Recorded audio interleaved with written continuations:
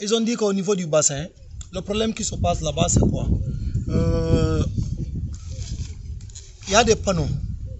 Les panneaux qui aident quand même aux femmes de pomper l'eau pour que l'eau puisse être versée au niveau de ces bassins-là. Mais malheureusement, cet appareil-là, de là, moi ça j'appelle la clé, parce que c'est ce qu'on utilise pour ouvrir et fermer l'accès de l'eau.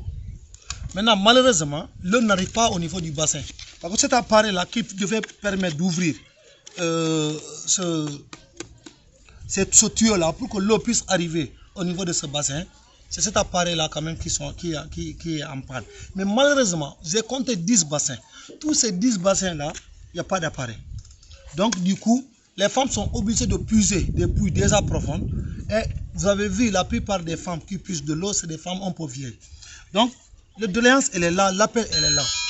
C'est que les femmes demandent à ce qu'on les aide à réparer cet appareil-là ou à le changer pour que l'eau puisse arriver au niveau de chaque bassin. Et à partir de l'autre côté, on pouvait pomper de l'eau et voilà, on crée une proximité. La femme qui est au niveau de ses plants pouvait puiser de l'eau ici et arroser son plant. Mais malheureusement, ils sont déjà obligés d'utiliser et de puiser de l'eau au niveau des puits déjà profonds. Et la plupart, je pense que 60 à 75% des femmes qui travaillent ici, la majeure partie, vraiment ces femmes-là sont vieilles. Donc, avec moins de force en fait. Donc, ça ne peut pas être un obstacle, honnêtement. Ça ne peut pas être un obstacle parce que nous savons que les bonnes volontés sont là. Nous savons que la municipalité est là. Les partenaires ont déjà aidé à construire et à mettre en place ce bassin-là avec ce qu'on appelle le partenariat au niveau des collectivités. Mais ici, ce que nous demandons pour que nous puissions accompagner ces femmes-là à réparer cet appareil-là. Voilà. Là-dedans, vous êtes appelés, les femmes vraiment de votre village, vraiment vous lancent ce cri de cœur. Le collectif des cadres de Djibanar, les bonnes volontés, la diaspora, la municipalité, les donateurs, les gens sont là et les femmes vraiment ont émis vraiment le vœu pour que vous les accompagniez à réparer ces appareils-là au niveau des 10 bassins et pour qu'au moins le puisse être de moins d'efforts dans le travail avec beaucoup plus de rentabilité. Je sais que c'est possible parce que les gens vraiment sont sensibles, d'habitude sont sensibles à l'appel des femmes et je sais que c'est possible pour que nous puissions accompagner. 160 ménages, femmes qui sont au niveau des ménages sont en train de s'affairer autour de ce bloc maraîcher. 166 pour être exact et exhaustif. Donc, aider ces femmes-là, c'est aider tout le village de Djibanar. C'est aider toutes ces femmes-là quand même, c'est aider ces enfants qui peuvent assurer au niveau de, surtout parce que nous avons vu les femmes travailler au niveau de la sécurité alimentaire, avec l'autosuffisance, avec le consommé local, avec tout ce que ça va avec. On les a vu varier les plats au niveau des kilos. Et à chaque récolte, nous avons vu des changements au niveau de ces ménages. Donc aider ces femmes-là, c'est aider les chefs de famille. Aider ces chefs de famille, c'est aider les enfants. C'est aider les enfants avec leur éducation, leurs études, parce que beaucoup, ces femmes, contribuent quand même à l'éducation de leurs enfants. Donc je sais que c'est possible. Si nous réparons cette machine, on pourra quand même permettre à ces femmes-là de faire moins d'efforts et avec beaucoup plus d'impact au niveau communautaire.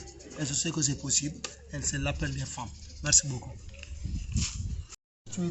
Tantôt, ces femmes ici, il y a plus de 160, environ plus de 160 femmes qui travaillent quand même dans ce bloc maraîcher qu'on appelle Guana de Djibanar.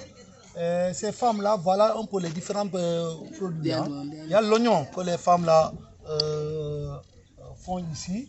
Et l'oignon là contribue quand même à ce que, au moins, à alimenter le marché local, mais aussi à alimenter de l'autre côté à partir de Ziguinchor.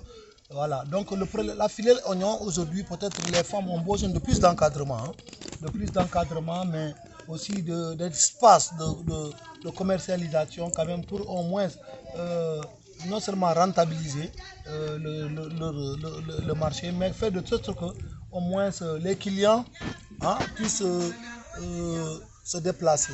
Voilà, donc un centre de stockage a été vraiment construit, mais ce centre aussi peut-être si les gens peuvent l'améliorer en même temps, parce que les conditions de stockage parfois quand même restent à désirer par rapport à la filière oignon.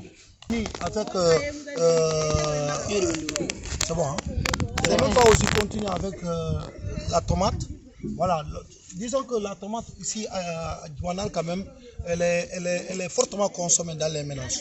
Hein, la tomate, elle est fortement consommée dans les ménages et elle contribue aussi voilà, à enrichir non seulement les plats, mais quand même il y a même certains plats de base même qui sont à base de tomates. Et il est important aussi, parce que cette filière aussi de tomates, Ahmed souffre un peu de difficultés dans le cadre du stockage. Donc, ce qui fait que les femmes aussi souffrent à un niveau. Mais quand même, il faut les encourager. Il faut les encourager et peut-être. Voilà. Mais les femmes rencontrées sur place ont beaucoup parlé quand même de ce produit parce qu'elle est très bien consommée. Elle coûte cher aussi parfois. Hein, elle coûte cher, elle coûte beaucoup d'argent aux ménages. Et il est important quand même que on les renforce. Si vous voyez, il y a moins de tomates même cultivées dans le jardin.